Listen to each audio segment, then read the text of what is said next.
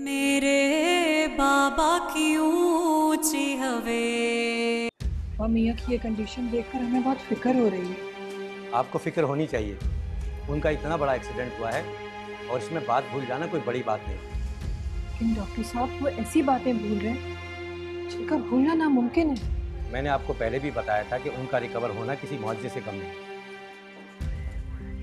और इस प्रॉब्लम को ख़त्म होने में थोड़ा वक्त तो लगेगा। फिलहाल तो मैं उनको डिस्चार्ज कर रहा हूँ, आप घर ले जाएं। लेकिन इस कंडीशन में डॉक्टर साहब उनको घर ले जाना? कोई टेंशन की बात नहीं है, आप उनको घर ले जाएं। बस इतना ख्याल रखिएगा कि उनके सामने कोई उलझी हुई बात ना की जाए जिससे उनको जहन पर जोर देना पड़े। उनको खुश रखिएगा और जिस तरह से नॉर्मल ज़िंदगी गुजारते हैं इस तरह से रहिएगा, और इनकी दवा का ख़ास ख्याल रखिएगा। अगर दवा में एक दिन का भी नागा हो गया तो इनका कोर्स दोबारा से करना पड़ेगा। आप बिल्कुल फिक्र ना कीजिए, इनकी प्रॉब्लम डे बाय डे ख़त्म होती रहेगी। बस जो बातें मैंने आपको बताई हैं उसका ख्याल रखिएगा,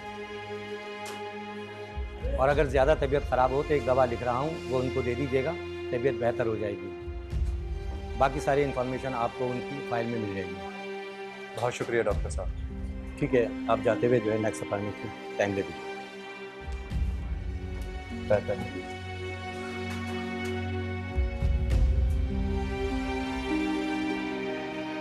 अभी तो उन्हें याद नहीं है, लेकिन जब अब्बा मियाँ को याद आएगा और उसे अपने सामने देखेंगे तो क्या हालत होगी उनकी, इस बात का अंदाजा है आपको?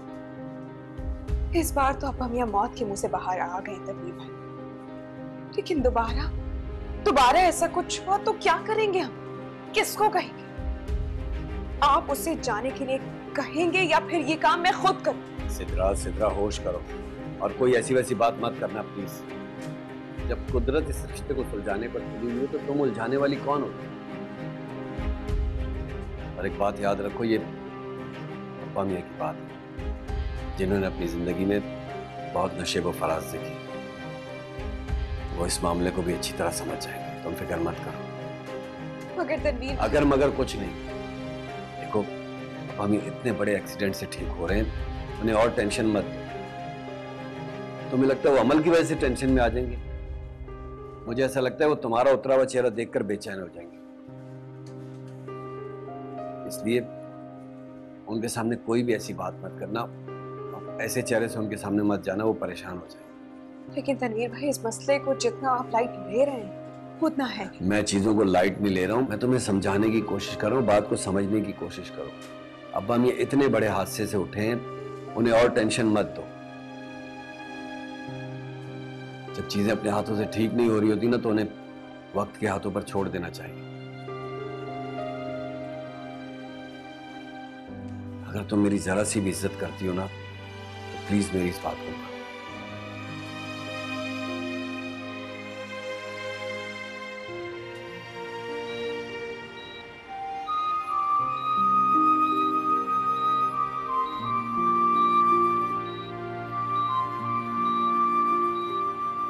अमल, जरा इधर आओ, सहारा देकर मुझे उठाओ। हाजी, मैं डॉक्टर से पूछे बगैर आपको नहीं उठा सकती। क्या मतलब है? यानी अब मुझे हिलने जुलने के लिए और उठने बैठने के लिए भी डॉक्टर की इजाज़त लेना ज़रूरी होगी? नहीं, ऐसी बात नहीं है, लेकिन आपका एक्सीडेंट हुआ, काफ़ी गहरी चोटें आई हैं आपको। इस हालत में मैं जब तो कह रहा हूँ भाई, हिलूंगा जुलूंगा उठूंगा बैठूंगा तो ये जख्म ठीक होंगे ना। ऐसे ही पड़ा रहा तो ये तो नासूर बन जाएंगे जख्म। मुझे सहारे देकर खिड़की के पास ले चलो, मैं ताज़ा हवा में सांस लेना चाहता हूँ। अगर जी मैं ऐसा करती हूँ, मैं दानियाल या तनवीर को बुलाती हूँ, वो आपको ले जाएंगे।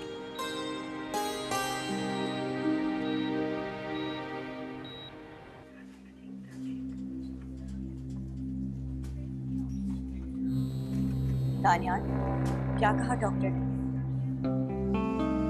बहुत बेहतर है, हमू मियाँ की रिकवरी बहुत अच्छी है, मगर वो जो याददाश्त वाला मामला था उसके लिए डॉक्टर कहते हैं कि वो भी चंद दिनों में ठीक हो जाएगा। कैसे हैं अब्बा मियाँ, अब कैसे? बार बार जिद कर रहे हैं कि ताज़ा हवा खानी, बहुत मुश्किलों से बहाना बना के आए।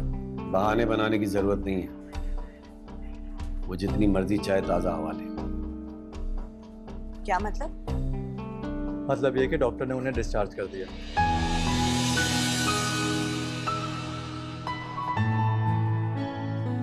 लेकिन घर जाके उनकी हमें बहुत केयर करनी पड़ेगी। अल्लाह का लाख लाख शुक्र है, बहुत अच्छी बात है। तुम लोग अब्बा मियां को लेकर घर जाओ, मैं होटल जा रहा हूं। मैं जरा डॉक्टर से मिल लूं।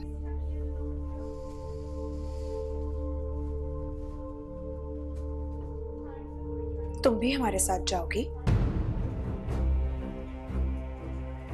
कैसी बातें कर रही हो तुम सिद्रा?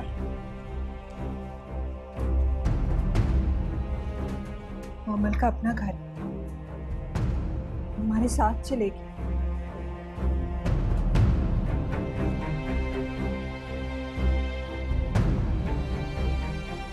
हमसे ज्यादा इस वक्त अब्बा मियां को अमल की जरूरत है।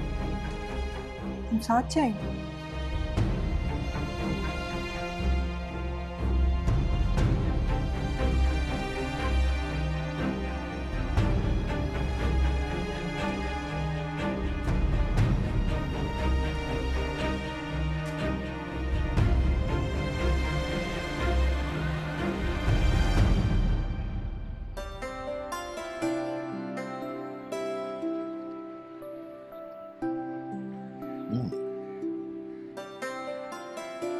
किसने पकाया ये खाना? मैंने बनाया आगा जी। मजेदार है, बहुत अच्छा है। अमीरा से सीखा है क्या? जी उसी ने सिखाया मुझे। उसके हाथ की लज्जत है इसमें। आप अबीरा को मिस कर रहे हैं ना? आज बहुत याद आ रही है। हाँ तो कोई बात नहीं है, उससे फोन कर लें।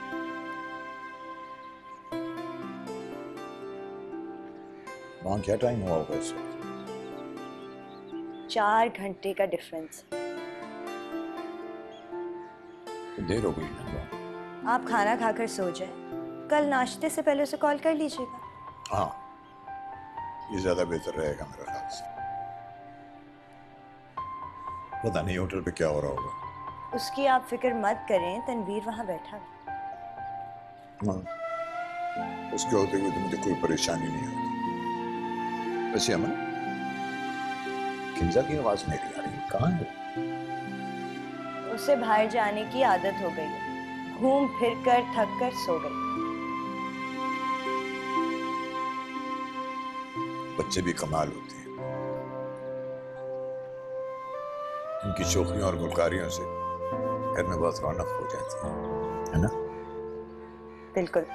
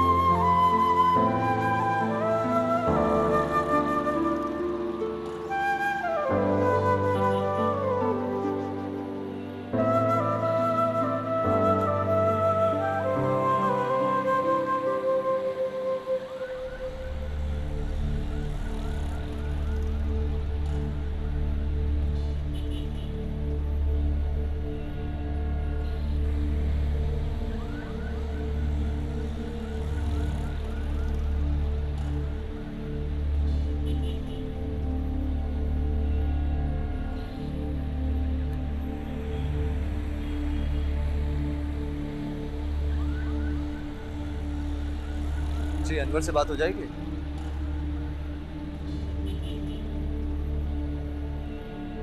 साइन करके। Thank you.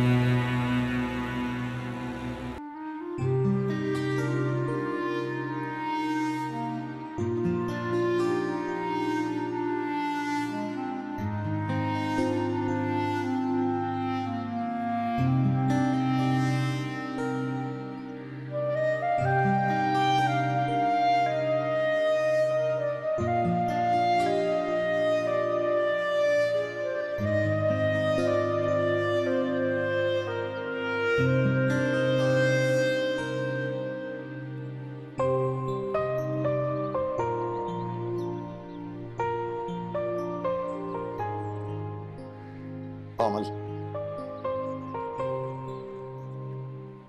आभा जी, आपको जगा दिया? मैं तो दबे पांव काम कर रही थी। नहीं, तुमने मुझे नहीं जगाया, मेरी आंख खुल गई। यहाँ बैठो मेरे पास। जी। मर्द अपनी अना और तकब्बुर के जाल में फंसकर ये भूल जाता है कि जो रिश्ते उसको सबसे ज्यादा अजीज हैं, जिनके लिए वो जिंदा है, उन्हीं रिश्तों को वो अजियत दे रहा है। मैं भी उन्हीं मर्दों में शामिल हूं। मैंने तुम्हें उस हालत में जब औरत का बहुत ख्याल रखना चाहिए और उसको हर तरह का आराम पहुंचाना चाहिए, मैंने तुम्हें अजियत दी, तुम्हें दुख पहुंचा, तुम्हें परेशानी दी।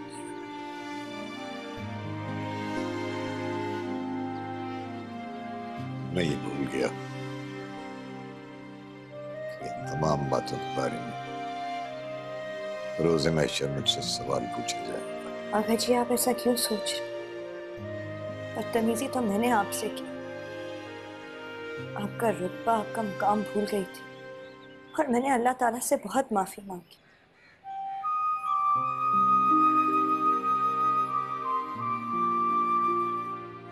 लेकिन अल्लाह ताला मुझे तभी माफ करेंगे जब आप मुझे माफ करेंगे। मैं अपने किए पे बहुत शर्मिंदा हूं। मैं आइंदा ऐसी हरकत नहीं करूंगी। मुझे माफ कर दो।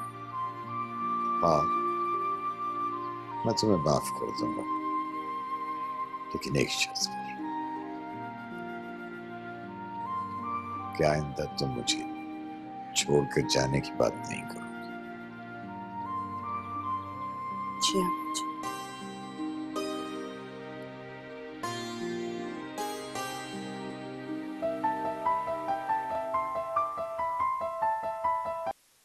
हेलो दानियाल। अस्सलाम वालेकुम तनवीर भाई। वालेकुम अस्सलाम। खैरियत है ना दानियाल? जी जी, सब खैरियत है। बस आपको एक खुशखबरी देनी थी। वैसे गैस करें क्या खुशखबरी हो सकती है? किंजा का भाई या बहन? अरे नहीं नहीं, उस खुशखबरी में तो अभी टाइम है। तो फिर क्या बात है भाई? आप सोचे तो क्या है? नहीं यार, पहेली ना बुझाओ, जल्दी से बताओ क्या बात है। एक अरसा हो गया कोई अच्छी खबर सुने हुए, बताओ। मामू मियां और अमल के दरमियान के सारे इख्तिलाफात खत्म हो चुके हैं। ये तो वाकई बहुत अच्छी और खुशी की खबर है यार। क्यों नहीं, होनी भी चाहिए।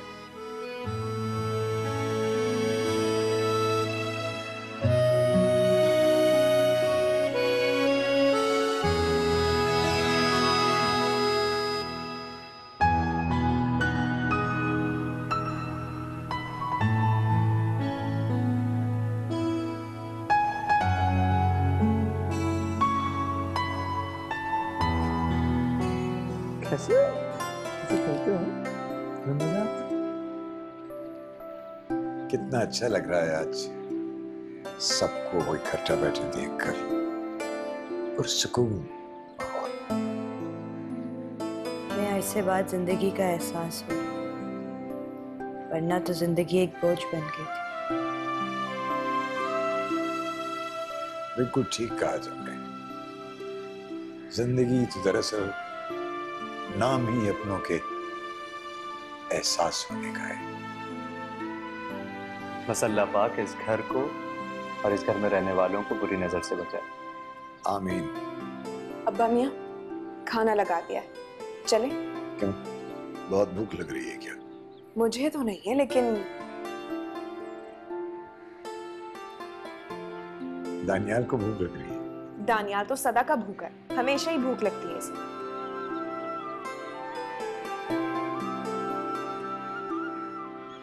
अच्छा तो फिर ठीक है, लगा दो खाना। जी अच्छा। चले आराम से, आराम से।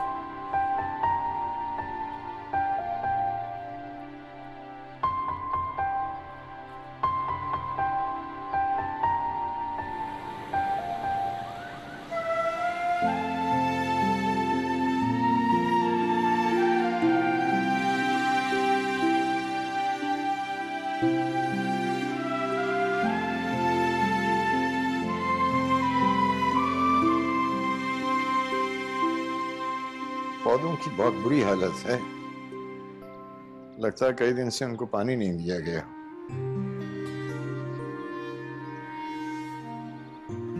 आप फिक्र नहीं करें, बैठे, मैं हूं ना, सब कर लूंगी। इसकी कोई जरूरत नहीं है। तुम अपनी हालत तो देखो जरा। किसी माली का बंदोबस्त कर लो। दवाई वक्त पे ले रही हो ना? डॉक्टर की नेक्स्ट विजिट कब है तुम्हारे पास? मैं खुद लेकर जाऊंगा तुम्हें डॉक्टर के पास अपने साथ। और जरा अपना ख्याल रखो, कोई भारी काम करने की जरूरत नहीं है। आप हैं ना मेरा ख्याल रखने के लिए, तो फिर मैं परेशान क्यों? चलो। अमल, अरे सूफिया मुझे बुला रही है, मुझे थोड़ी देर दे। वैसे भी उसने कहा था जूस आपको लाके दूं, मैं भूल ही गई, मैं जूस लाती हूँ।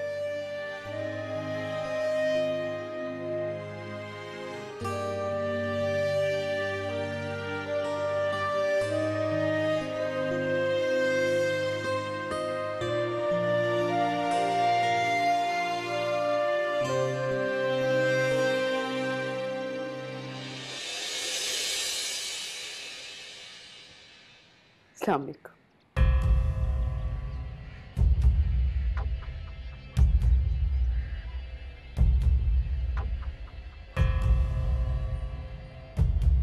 शायद आपने मुझे पहचाना नहीं।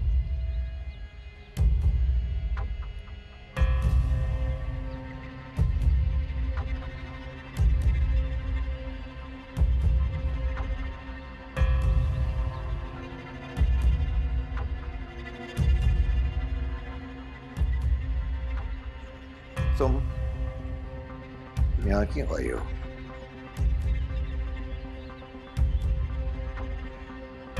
जिंदगी मुझ पर हर तरफ से तंग होने लगी। न सर पे छत और ना पैरों के नीचे जमीन।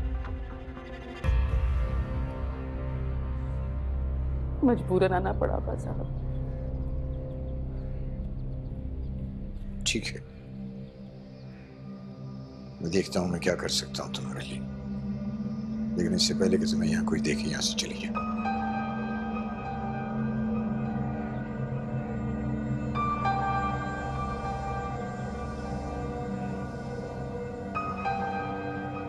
ये कौन है? ये मेरी बेटी अंबर।